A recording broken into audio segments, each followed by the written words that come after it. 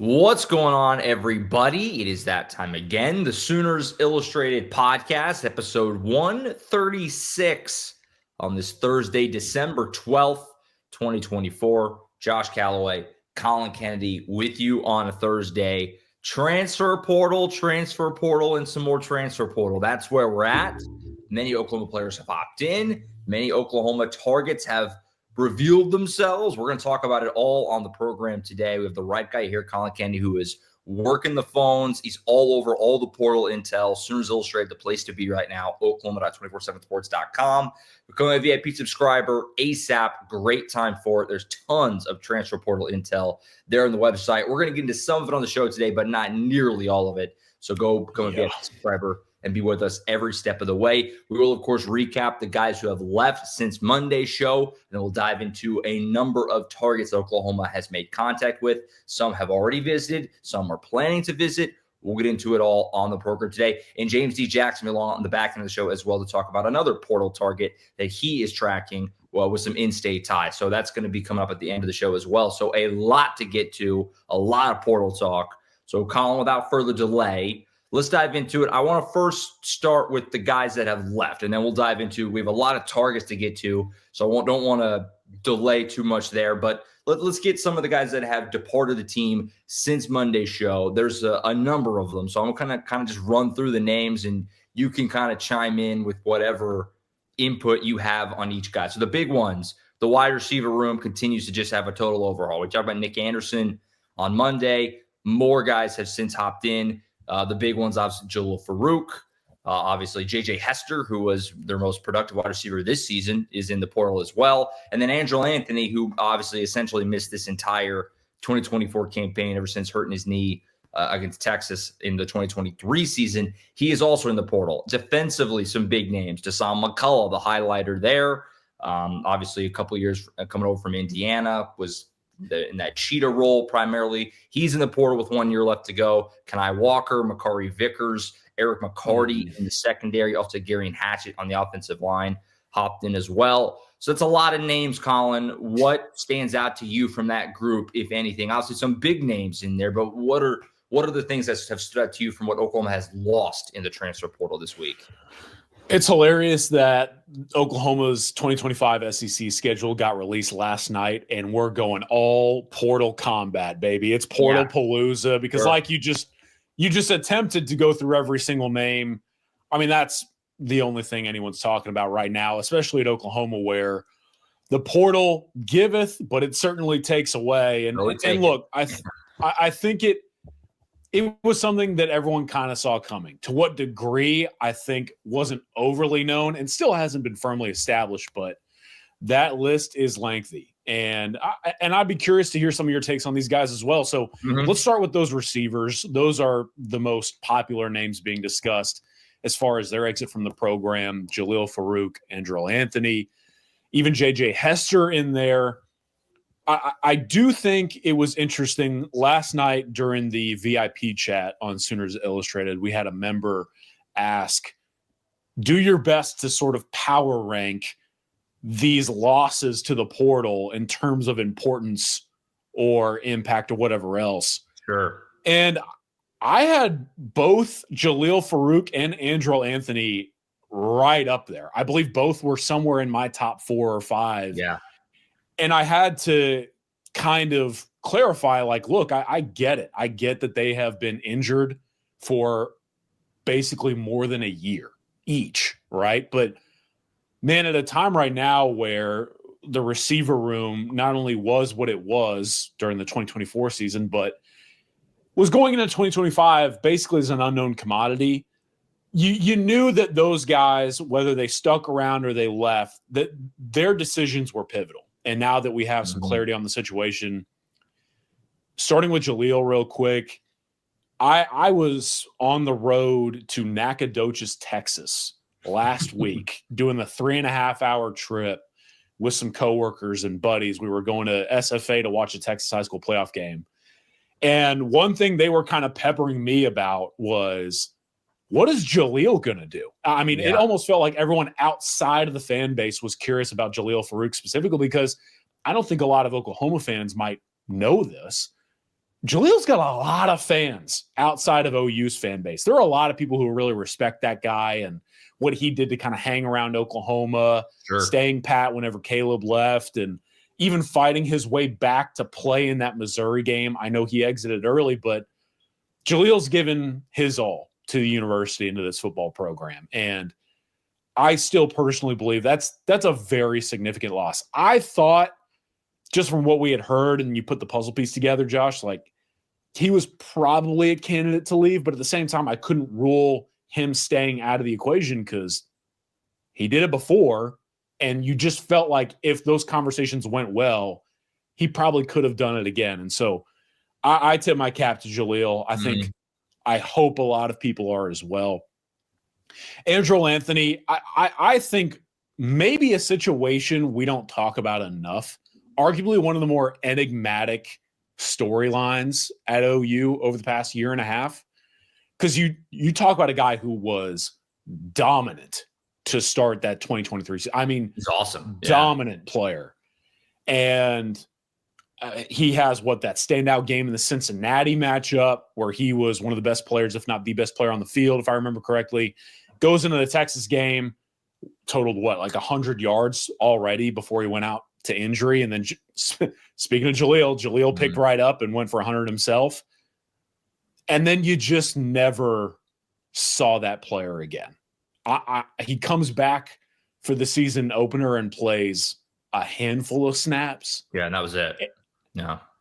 And, I mean, no one was able to get any sort of clarity as far as why that was the case. Like, how does this guy, off a significant injury, play in the season opener of all games and then is just done?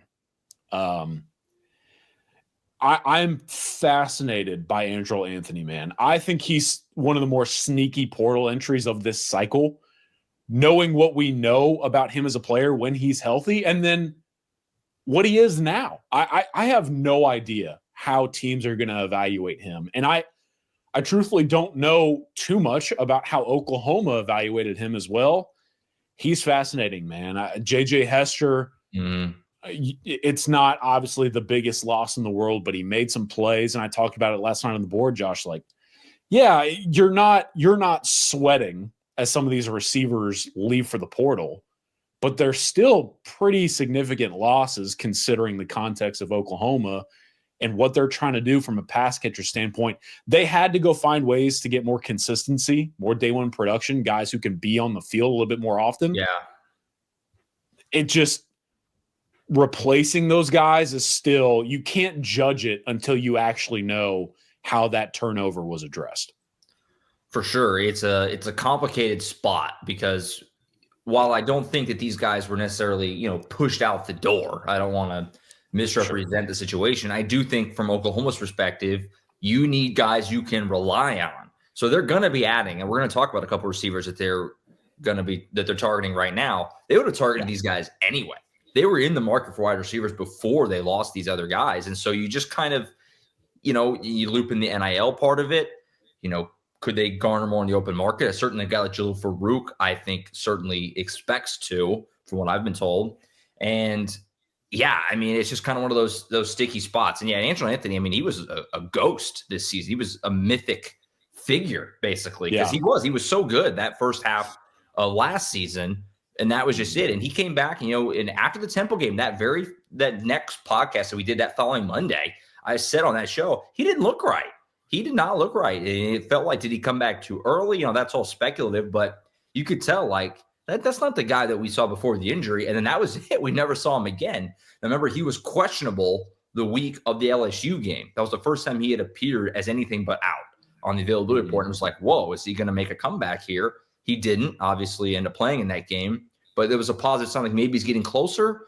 And now he's in the portal. And obviously he posted the videos of him running around on the practice field yesterday, and certainly looks, there's certainly a lot different than running around on the field in shorts and playing in a football game. But hopefully he can get back, because whenever he's healthy, clearly he's electric and he's very, very talented. And Jalil Farouk, he's had a great run. That guy could have left a lot of times. Head coaching changes, OC changes, his quarterback that he was best friends with leaving, and he stuck it out every single time. So I feel like from an OU perspective, you've got nothing but gratitude toward that guy. And he had a lot of tough injuries this year, and he kept battling back. He kept trying to get on the field, and he did come back, like you said, against Missouri. So, wish him the best, too, with his final season. But, yeah, I mean, at the same time, Oklahoma needs guys they can rely on in the wide receiver room. And not these guys necessarily couldn't be relied upon, but – that would have been treacherous. And there's still a couple big ones hanging out there with Deion Burks and Jaden Gibson. So they could be back on this team.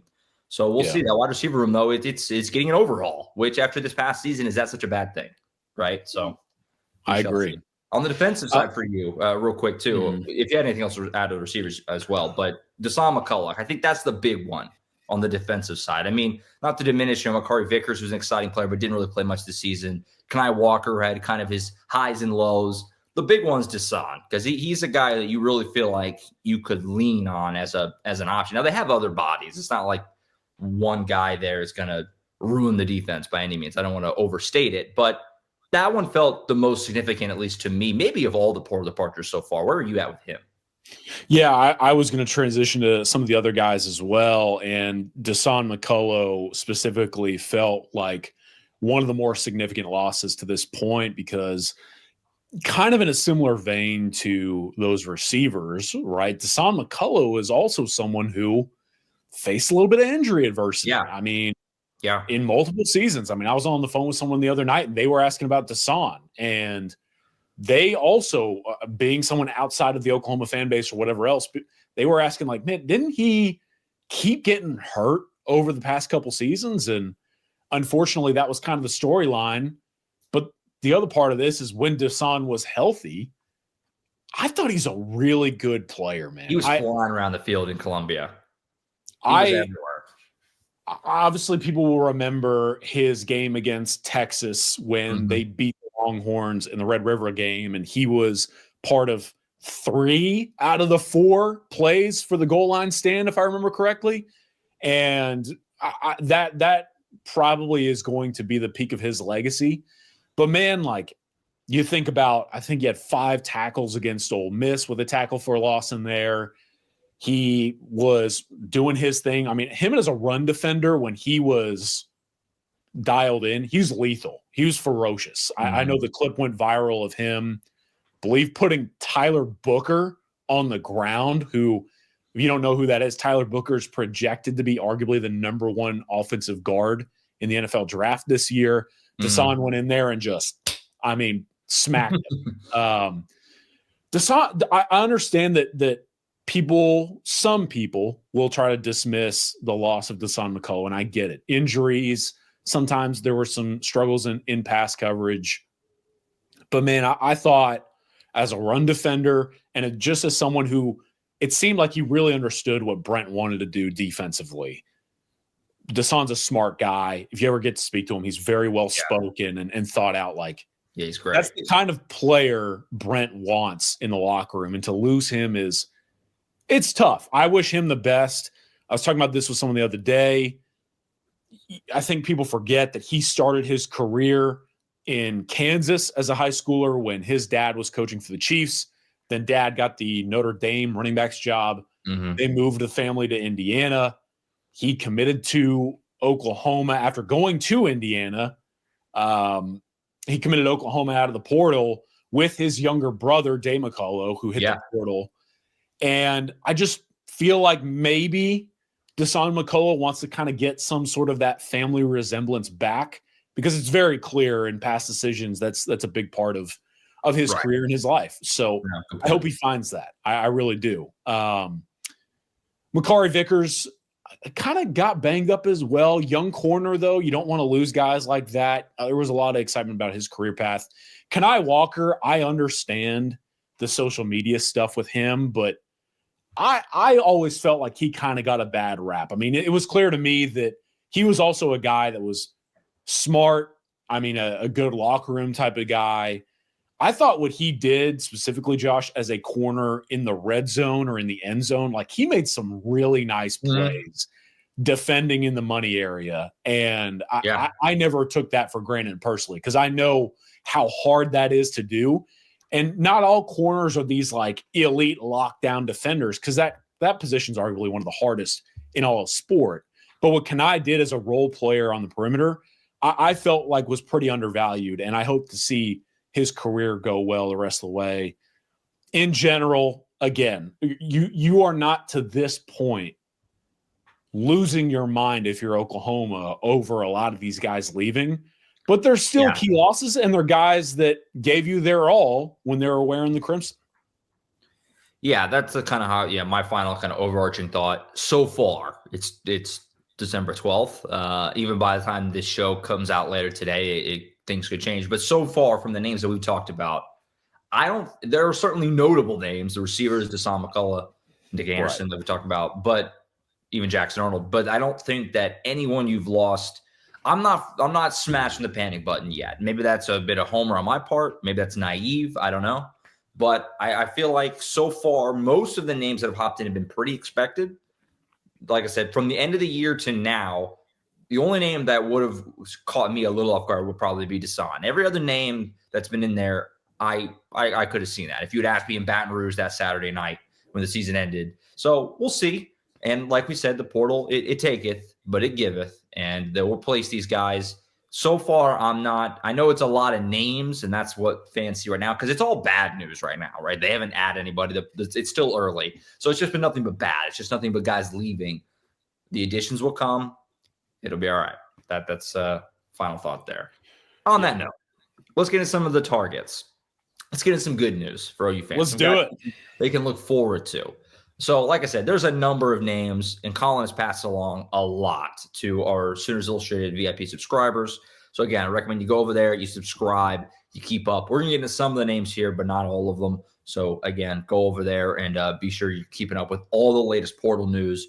Let's start with a guy who has already been to town. A lot of these guys are expected to visit. This guy has visited. Indiana wideout Donaven McCulley. So, he's had a weird last couple of years. 2023 really productive for the Hoosiers. Obviously, right before they blew up with Kurt Signetti this year. 2023, 48 catches, 644 yards, 6 touchdowns. This year, he basically didn't play. Right, he had an injury early and was sidelined for the year / opted out of the season. However you want to term that. He was into town. Where do things kind of stand for Oklahoma with him, Collin, and what kind of an ad would it be? And that's another big question with a lot of these guys is what kind of an ad is it? Is it a difference maker? Kind of paint the picture on Donaven McCulley. Yeah, I thought it was really funny the day the portal window opened, and naturally the entire fan base is like, where are the ads? Where are the commits? Give us some good news. And it's like, give it a second. They haven't even had a guy visit yet. You know what I mean? Like at that point, they had barely even sent out any offers. And so Donaven McCulley was the tone setter. I think learning that he was going to visit Oklahoma on that Monday, I was pretty intrigued because the background on this guy, Donaven McCulley, was a former quarterback recruit. He's 6'5", 200 plus pounds. I remember covering him as a recruit a little bit, and he ended up going to Indiana. Actually, if I remember correctly, spent a year with the Hoosiers as a quarterback before transitioning to the receiver position at the collegiate level, which isn't easy to do. Sure. But like you mentioned, it panned out. He had an extremely productive year. He then chooses to hit the portal whenever Indiana fires Tom Allen. They go through that whole coaching search process. But when Curt Signetti, of all people, got the job, that staff was able to kind of convince him to draw his name out of the portal back then. And I do feel it's relevant to say, even back then, the Michigan Wolverines, who would go on to be a national championship winner at the time, basically, they were interested in McCulley then, and they are now. So fast forward, McCulley, he plays a few games this year. I think he may have gotten banged up, or he chose to redshirt because of risk to further injury. It's a whole thing that I haven't been able to fully dive into yet. But the long and short of it is, after a few games this past season, he took a red shirt and entered into the transfer portal with 1 season of eligibility remaining. Almost immediately, whenever contact was allowed and things of that nature, Michigan got back in the mix. So it goes to show you the caliber of player that one of the bigger brands of the sport thinks he is. Mm-hmm. He visits Michigan a few weeks ago, and at the time, it felt like, okay, Wolverines are probably going to finally get this done, right? Like, it's been a 2-year process trying to get this dude in the maize and blue. Surely they're going to get it figured out. And I did think there for a little while a commitment to Michigan may have been on the table. But then he schedules that visit to Oklahoma, and speaking with his agent afterwards, the word that was used was, quote, phenomenal. And if I remember correctly, that was Donaven's first time ever in the state of Oklahoma, let alone seeing OU. So they get back, and they've been settling in since. And I think depending on who you talk to, there's an argument to make that the momentum is swinging in Oklahoma's direction. Now, I have been told that Michigan has been trying to counterattack. They're trying to regain that lead. So we'll see how the next day or two goes. But, and I don't want to speak for McCulley or anyone in his camp, but just kind of talk to some folks around him. I really think they want to get this done ASAP. So, I mean, it could literally be, for all I know, by the time we get done recording and publishing this episode, that he makes a final call. Yeah. I'm on red alert as we speak, but I think OU's definitely in the mix here. Obviously, they're in the top 2. You got to be the final one. I think the Sooners kind of showed him what they can do with him, what they can accomplish with his type of skill set. Again, he's 6'5", 200-plus pounds, a clear outside receiver threat type who's a problem in the end zone. And there's a path to playing time there. And I think what's kind of interesting, just for me kind of looking at this, you've got Michigan, who has found a lot of recent success. I believe they're closer to home. But the argument there would be, does Michigan's offensive system fit you? And they just hired a new offensive coordinator as well. And that just got finalized. So that's now something that Michigan's going to have to work through. On the other side, you do have Oklahoma, who's also seeing turnover at the OC spot. But Arbuckle was able to put his pitch together, right, which counterbalances that. And then OU's offensive reputation in general, what they've done at the receiver position, that supersedes kind of what we saw this season. So it's fascinating decision coming up, and there's a real chance OU finally gets some good news, but Michigan trying to fight off Oklahoma, and only one can win. Yeah, so keep an eye out for that one. Like Collin said, that's one that feels like it's wrapping up quicker than some of the other ones. So keep your eyes peeled and stay dialed in to Oklahoma.247sports.com. Like Collin said, even by the time this show goes up later today, that one could be settled. So hopefully not. Hopefully he waits a little. So let the show breathe. But we'll see. We'll see on that one. Let's stay in the wide receiver room with Reggie Virgil from Miami of Ohio. Now, I'm sure a lot of fans will see Miami of Ohio and they'll think they'll shut down. You know, we're taking a guy from the MAC potentially. Don't do that. Extremely productive, Reggie Virgil, this past season. Obviously, Miami of Ohio went to the MAC championship game, so one of the best teams in that league. This past season, 41 catches for 816 yards and 9 touchdowns. That's almost 20 yards a catch. So he's a big play waiting to happen. And he's one of these guys, I'm going to say this about a couple of these guys. If you want to know the level of player, go look at the offer list. Everyone is in on Reggie Virgil. Colin, where do things stand with him? And kind of same thing. What kind of an ad would it be? I mean, you're still waiting for, and you're hopeful. I know there's optimism on Oklahoma's end that you can hopefully get Deion Burks back in the fold. J.D. Gibson kind of the same way. So of all those young receivers, but you're looking for guys who can be plug in, play a lot of snaps for you, and be a big part of your offense. Could Reggie Virgil be that in your estimation? And where do things kind of stand as Oklahoma tries to get some wide receiver guys in? Yeah, Reggie Virgil is a top 10 wide receiver available in the portal right now. He's a stud. Everyone wants this guy. And Oklahoma will get him, I believe, for a one-day visit. And I think fans will kind of raise their eyebrows at that, and I totally get it. The unique nature, though, of the transfer portal is that these are official visits for these guys. An official visit for a recruit is like a 3-day affair. These transfer guys have like less than 24 hours to get an official visit in. Just like look around. Yeah. I mean, they basically show up and like, hey, all right, this is cool. What are we talking? And then they leave. Now, I think Virgil to me is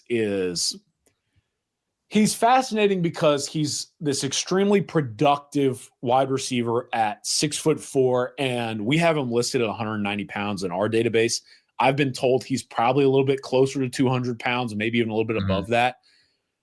So another big body receiver, but he can kind of do it all. He's the type of receiver who is from the Southeast, has played in Big Ten country, obviously being a standout in the MAC, but his skill set is going to be coveted by programs that have that offensive prowess that need a receiver. So basically what I'm telling you is from the University of Florida to Penn State to Oklahoma, I mean, they're all trying to get this guy. I believe he has visits with Penn State, Oklahoma, Florida, Georgia Tech, if I remember correctly, and a few others are probably getting ironed out.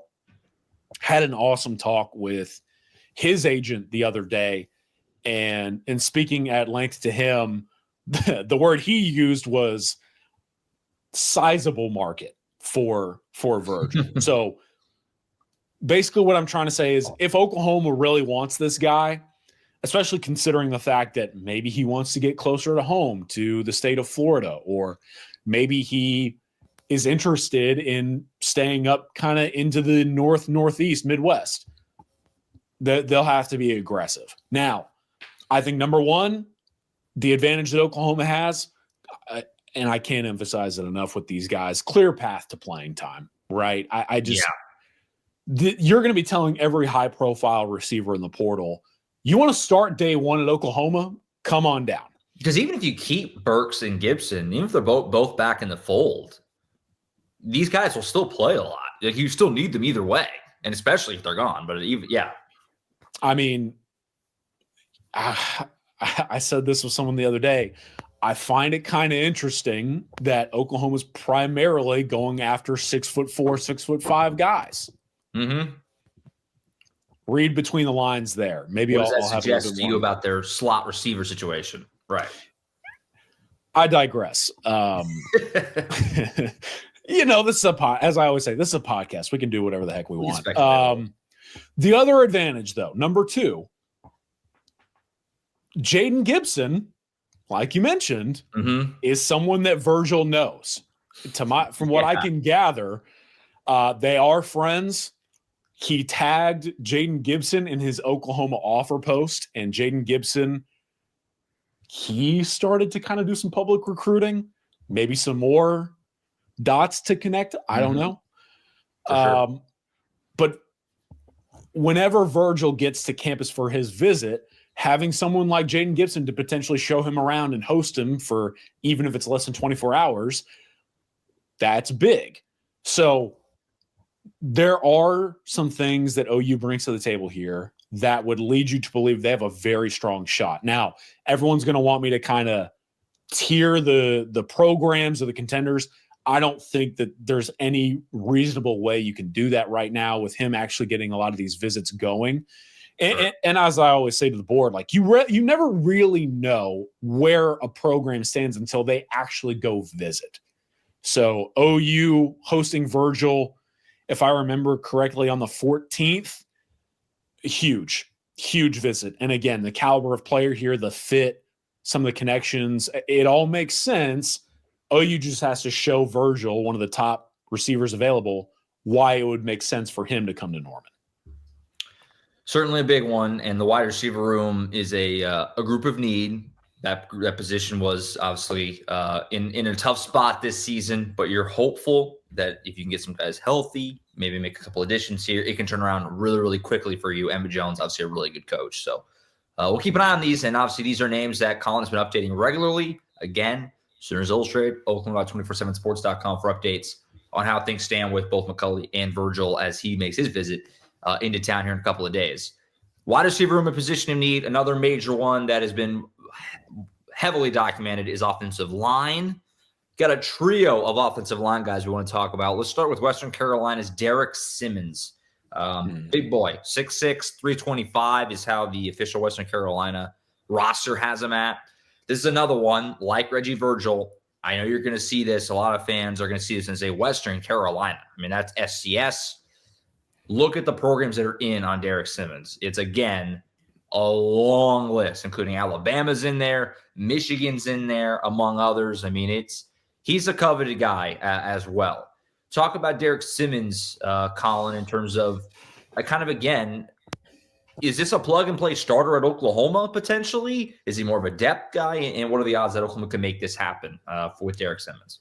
Yeah, so I thought it was pretty fitting. You mentioned some of the contenders. I thought it was pretty fitting that he spurned Florida State to visit Oklahoma instead. Mm-hmm. You know, like the list goes on and on. 6'6", 325 pounds. I have also been told he may be above 330 these days. Big dude, can play both tackle and guard.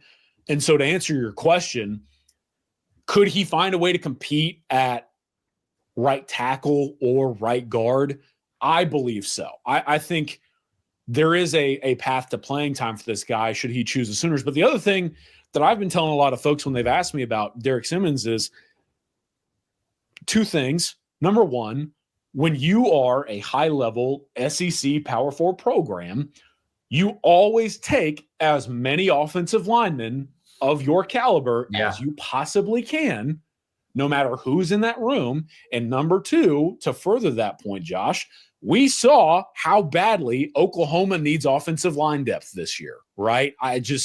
The rotating door along the front five due to injuries and things of that nature, no matter who out there has their own opinion of someone like Derek Simmons, even if this guy's not a day one starter, man, you need bodies who can play, because some of the setbacks that OU suffered whenever they had to go deeper into that room, you cannot afford to have that happen again as you repeat the same SEC schedule and add Michigan to the table, right? So yeah, I think Derek Simmons, I like him. It's clear a lot of other people like him as well in the college game.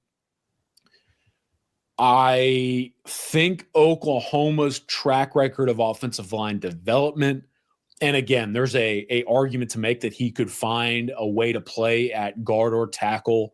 That's probably going to be pretty enticing.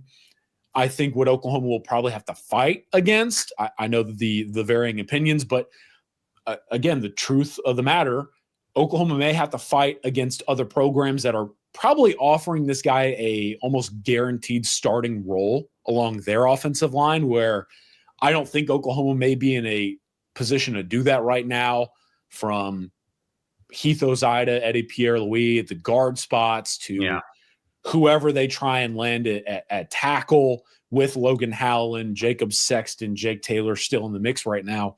So Derek Simmons, whether he is someone who could potentially play right away or be someone who gives you some really valuable depth along the offensive line, this one makes a lot of sense to me. And it shows you not only his interest in Oklahoma to change his plans, it shows you Oklahoma's interest in fighting for that visit and getting something on the books with him. Fascinating player, and I'm interested to see how OU emerges within this race. Sticking on the offensive line, another one of interest here from Stanford, Luke Baklenko. This is a younger guy. He's played 2 years with the Cardinal, and he was a starter for them. He started 5 games as a true freshman, was a starter for them this past season. So he's got a lot of experience, even though he's only had a couple college seasons. Obviously, Oklahoma dipped their toe into the Stanford offensive line market a couple of years ago, and that worked out great with Walter Rouse. So they've been down this road before, and it was a good get, and it was a successful addition with him. our own, who was it? It was Biggins, right? Who reported this earlier this week. Yeah, Biggins reported that he's probably going to get into town. Michigan State, Oklahoma in the mix here. What is your understanding of how things stack up with Baklenko, and where would he maybe be fit in on this offensive line? Because I know he's played. I think he started a tackle for them, if I remember correctly. So could he be that at Oklahoma? What is your kind of understanding of all of it with Luke Baklenko? Yeah, so 20-game starter for the Cardinal over the past 2 seasons and has 2 years of eligibility remaining. So a guy who played as a younger player and yet still has the future ahead of him. Goes to show the caliber of talent here when you're able to start that quickly at a place like Stanford. Right. And by the way, Josh, I thought it was hilarious in Greg Biggins' report. True Stanford man. He visits Michigan State this week, goes back to Stanford for final exams. Oh, yeah. And is now he's smart. He's coming from Stanford. He's a genius. Yeah, man. He gets his testing done and then gets right back to the whole recruiting sphere. Again, a true Stanford individual. I know Auburn is also hovering here along with Michigan State and Oklahoma. And I think from what he said, he's hearing from a lot of other SEC and Big Ten programs. Mm-hmm. I think that as far as what Oklahoma can provide, I have been told that before he visits, Luke Baklenko is someone to keep an eye on for Oklahoma because OU specifically may bring more to the table from an advantage standpoint than a few other contenders. So why I say that, he has said that a big thing for him in his portal process is finding the best offensive line coach available, someone who will be able to further his development coming from Stanford. Sure sounds like someone I remember coming from Stanford who wanted to be developed at the offensive tackle position. And then furthering that, his family is now in the state of Texas, Josh. Oklahoma, there you go, compared to Auburn, Michigan State, and a few of these other SEC schools, OU's a little bit of a quicker drive, right? I don't know specifically where they live in Texas. I don't really have any interest in finding out. I just know that I believe they moved to the Lone Star State, and so OU would seemingly make a lot of sense if being closer to home actually ends up being a priority for him. So I think this one makes a lot of sense in the same ways that Walter Rouse kind of ended up being the perfect fit. This feels very similar to that situation and then some with the family connections and things of that nature. And at, I believe, 6'6", 305 to 310 pounds with 20-plus games started at tackle, this is probably someone you're looking at, hoping to potentially compete at right tackle, maybe compete at left tackle or back up Logan Howland. However it shakes out, you're losing Michael Tarquin, you're losing Spencer Brown. We saw the depth that was needed at the tackle positions on both ends with Jacob Sexton, Jake Taylor, and things like that, all that stuff that went on. And so adding tackle depth or potential starters is huge, and it's clear to a lot of people that OU identified Luke Baklenko as a very viable option to play within that role. Definitely. And I think, looking at next year's offensive line, what spot would you say is really spoken for other than probably center with Troy Everett? I don't really know who else would be your starting center next year. Other than that, I think it's kind of up in the, it's like, Logan Howland, I did some good things down the stretch, but I think all the spots are really, you add everywhere and see how it shakes out whenever we get to camp right now. I certainly think that's the approach. And on that note, we have one more, and it's a big one. This is one that you reported yesterday. Corey Robinson from Georgia Tech. This is one of the most highly rated offensive tackles in the portal right now, bar none, across the entire college ball landscape. This is one you said that they're looking at getting him into town next week. Just paint the picture here. This is a guy who, again, one of the more highly rated, highly touted tackles in the portal. Obviously, he's coming from the Power 5 ranks of Georgia Tech, who had a very nice season this past year, almost beat Georgia just a couple weeks ago. Where are things at with him, and what kind of a get would it be? Because you see the ranking, and you look at the board and all that kind of stuff. But the player, in your estimation, from talking to people and everything else, what kind of an ad would it be if they could find a way to do this? And it's still early. They're trying to get him into town next week. But if they got it done, what would it mean? I think you put it pretty aptly last night or in the afternoon on the board. This is the kind of player you've got to get if you're serious about turning this offensive around, right? Sure. Like, I think what's unique about Robinson, first of all, 36 games appeared over the last 3 seasons, 24 starts. Guy left Kansas to start his career, goes to Georgia Tech, and truly becomes one of the best left tackles in college football. Right. He was number 1 offensive tackle available in the transfer portal at the time that I broke the news. He's now at number 2, just behind Isaiah World from Nevada, who Oklahoma is also involved with. But, man, for Oklahoma to get this visit ironed out this quickly, I know it's taking place next week, but whenever I was able to kind of track this storyline down, it had to go out now, because Isaiah Robinson is going, or Corey Robinson is going to command attention from every big brand name you can imagine. For Oklahoma specifically, I think this would be a perfect fit. He has 1 year of eligibility remaining. He's a graduate transfer. This will be his final season of college football. Whoever the quarterback is, having someone is going to keep that guy upright on the blind side, the value of that cannot be overstated. Yeah. And I really like Logan Halland. I really like Michael Fasusi. But also kind of what I said on the board last night, when you look at those young offensive tackles who have all their career ahead of them, we saw Logan Halland really turn it on down the stretch, but let's also be objective here. There was that learning curve early on in the season whenever he was asked to step in and play at left tackle. Sure. You don't just want to assume he's suddenly an All-American going into what will basically be his second true year of meaningful snaps. And so I look at Corey Robinson and I say, to not only have someone who, by the way, folks, I mean, if I remember correctly, if he wasn't the number 1 graded pass protector by PFF in the country, he was like top 2 or 3. Finished the year this past season at a 91.2 pass blocking rate.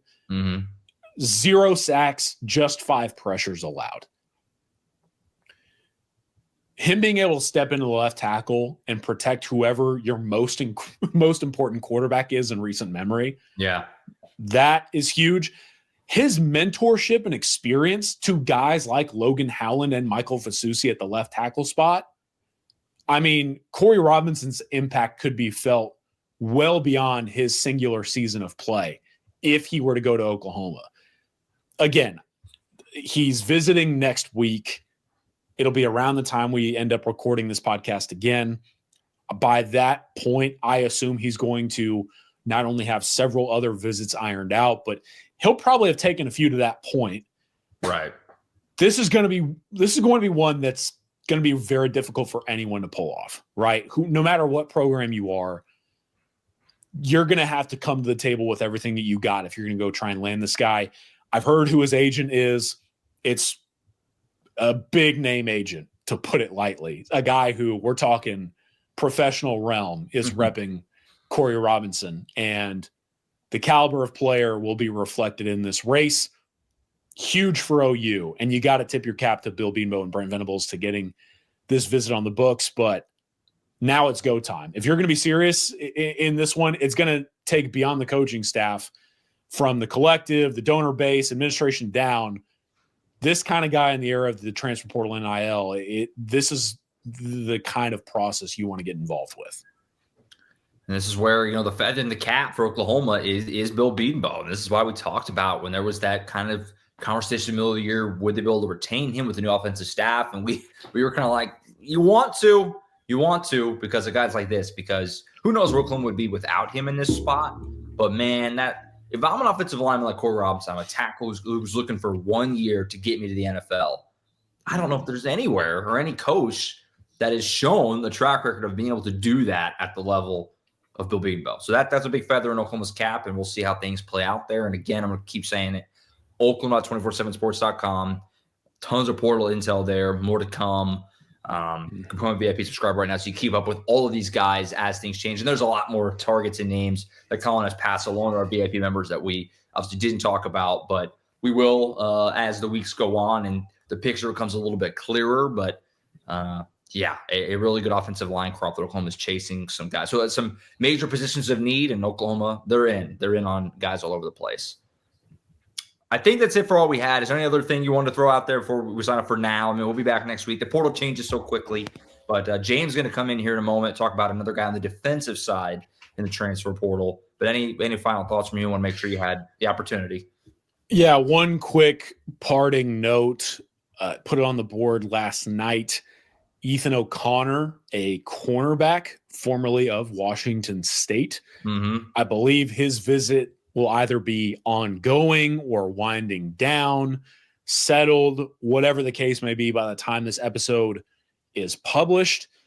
Haven't been able to dig too much on Ethan O'Connor and where Oklahoma is, but 6'1", 180+ pound cornerback with starting experience, top 8 corner available in the portal. OU hosting this guy, big deal. And we talk about all the offensive needs. Corner was kind of the positional need on the defensive side, besides maybe defensive end, that you are interested in the most going in. Ethan O'Connor, at least a name to know as we get out of here.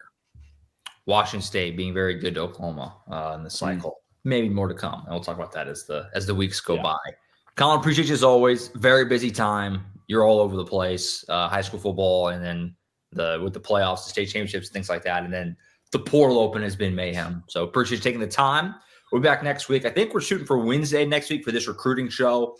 We'll let you know on Monday, the next Monday pod for sure on that. But that's kind of where we're tentatively planning for there. So CK, we'll talk to you then, and have safe travels and survive the portal, man. Survive the portal.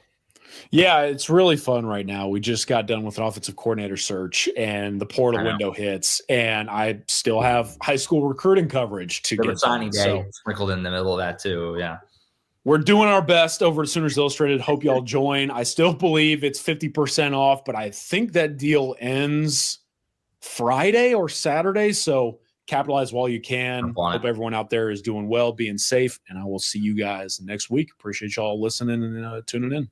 All right, James E. Jackson going to join the show now for another transfer portal target we haven't yet talked about here on the show. So stick around. We have one more target to talk about with James right here. All right, we now welcome James D. Jackson onto the program. Comes on the Thursday show. There's a little in-state recruiting talk with us. James, normally obviously we do a lot of recruiting stuff at the high school ranks, so we're going to do a little bit of that here in just a minute. But I wanted to continue the transfer portal conversation. That's all that we're talking about these days. Collin obviously just went through a number of prospects. The one in particular that you have got some insight on with Tulsa defensive lineman RJ Jackson. Now, RJ, he's a double in-state guy. He's coming from Tulsa in the portal, and he's a local kid playing his high school ball at Choctaw. So give us a little insight into RJ, both the type of player, obviously what odds you think Oklahoma has of getting him, kind of all that. Paint a picture on RJ Jackson that Oklahoma fans should be aware of as Oklahoma tries to make an ad on the defensive line. Yeah, this is a guy that he's very athletic for his size. Now, he was somebody that the entire time that I covered him throughout his 4 years at Choctaw, it was like he's the biggest guy on the field. And now you're at a point at 285 where some people are like, I don't know if he's going to, work out here at this spot. But this is a guy that can put on weight. Like when I first, got a chance to talk to him and things like that, he was around 240, somewhere around there. Each season, throughout his recruitment process where he was really trying to put it on, he gained about 20 pounds each year. And that's where he's gotten to the size that he's at now. He signed to Tulsa just like the day, he got the offer from Tulsa a week before signing day, before he made the decision. And it was about, playing closer to home and things like that. He wanted to do that. And now he's getting the offer from OU along with a bunch of offers since he's entered the transfer portal, because this is a guy that had the production. Now, the stats don't necessarily show it, but at defensive tackle, you never really can just say what they do based off their stats. There's a lot of different things going on there. So he's done enough to impress the Oklahoma coaching staff.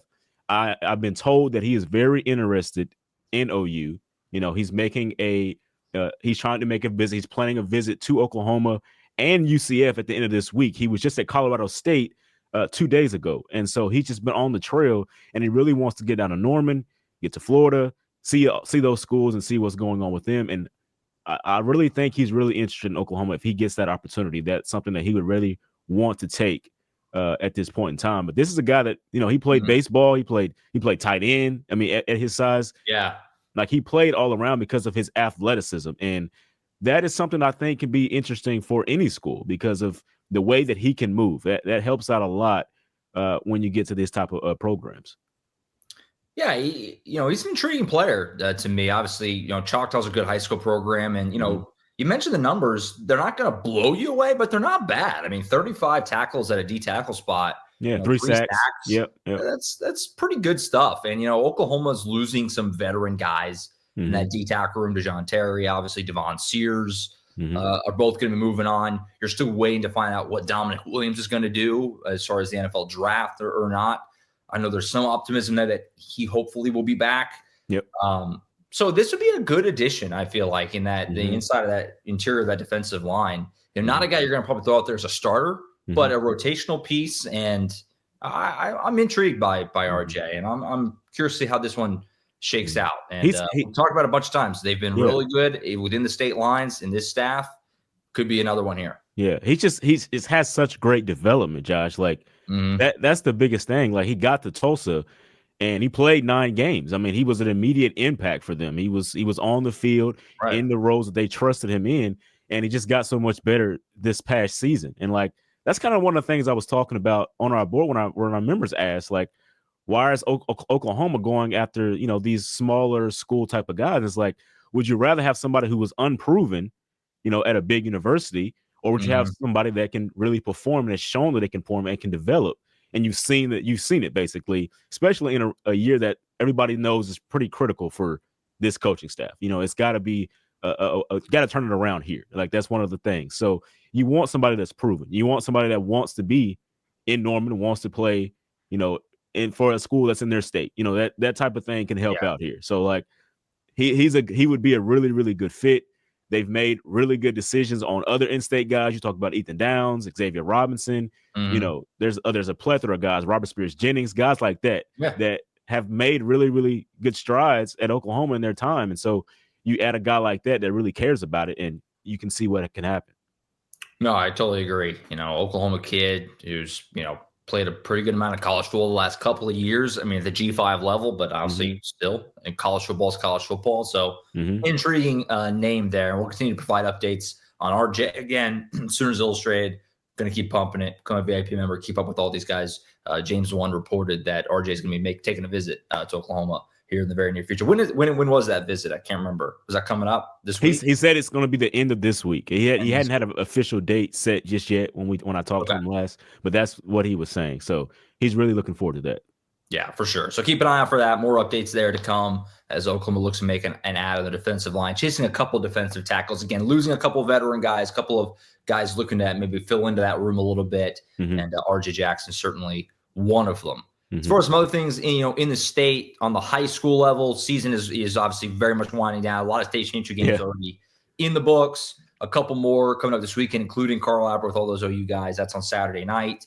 It's been crazy with the coaching moves. I want to let you get into that as far as some of the big coaching moves, and what factor it's having on all of it. Because I mean, the biggest programs in Oklahoma there's been some shakeups this week. Yeah, I mean, it's exactly the biggest programs in Oklahoma on the east side of the state where those Tulsa schools are. And we're trying to follow the transfer portal, college, and things like that. And all this is happening just like underneath. Like, so Owasso goes all the way to the state championship this year under Antonio Grisham, who was the defensive coordinator last year. He was anointed to the head coach this year, your alma mater, because, Bill Blankenship retired and things like that.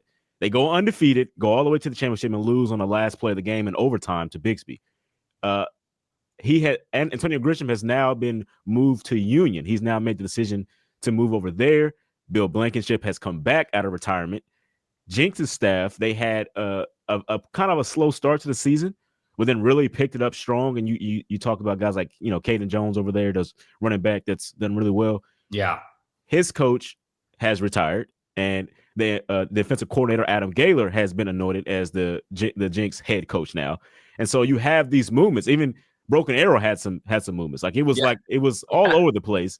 And I've been getting some calls now, some texts like from these recruits that are like, I'm trying to keep in touch with a lot of the OU guys that could be at OU and things like that. And they're like, we kind of have to make a decision now. I mean, like you have loyalties to some of these coaches, and that they were done wrong and for why they moved and things like that.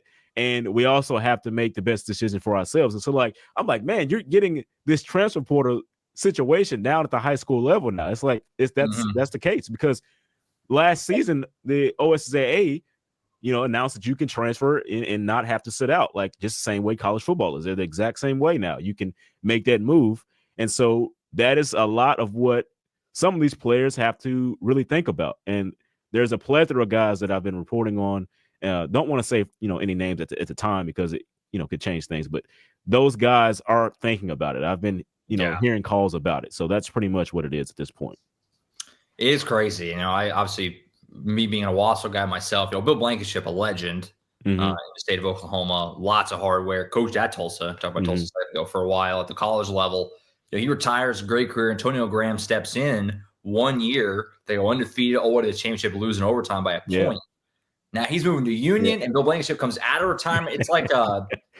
It's like a Lincoln Riley and then Bob Stoops stepping in type of situation. Only it's full time. I mean, Bill's going to just coach the team next year.